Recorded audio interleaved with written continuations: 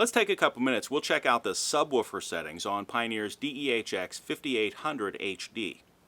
So we're on the AM/FM source right now. It doesn't matter what source you're on, because the first thing that I want to do is switch the head unit off. I'm going to press and hold the source button for a couple of seconds. The head unit switches off. If you touch the display button here, you might have the clock on the screen. That's fine too. Now we're going to touch in on the volume control to get to our initial menu here. Here's the system menu, but we want initial. That's the one we're after. We'll press enter there. And here I see my speaker and pre-out mode. That's the setting that I'm after here. So I'm going to press enter. This tells me right now, rear and subwoofer, that my rear speaker outputs are set to full range and my rear RCA output is set to subwoofer output. This head unit has two sets of RCAs, front and rear output. Right now the rear is set to subwoofer output. If I roll over on this setting, we can change both the rear speaker outputs and the rear RCA output to subwoofer output.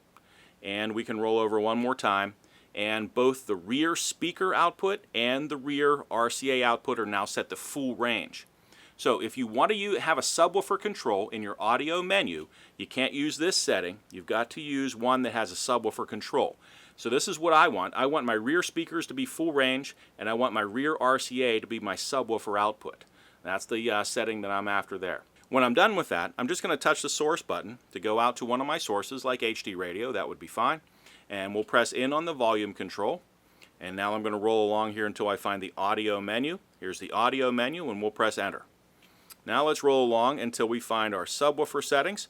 All right, here we go. Subwoofer settings. Right now the subwoofer is switched off. Now if you don't see a subwoofer control in this audio menu, that means in the initial menu you have the subwoofer switched off. Okay, you have the subwoofer set to full range, and so there's no subwoofer that shows up here. So make sure that that is switched to a subwoofer output, and you'll see subwoofer controls here. Right now our subwoofer is switched off. If we touch in on the volume control, we can switch the subwoofer on and in its normal phase. Touch it one more time. The subwoofer output is on and in its reverse phase. So test this in your vehicle, see which one sounds best, normal or reverse. If I touch it one more time, subwoofer output is switched off.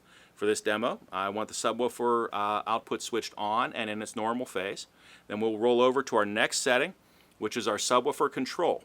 Now if you don't see the subwoofer control setting in your audio menu, that means you have the subwoofer output switched off in the previous menu.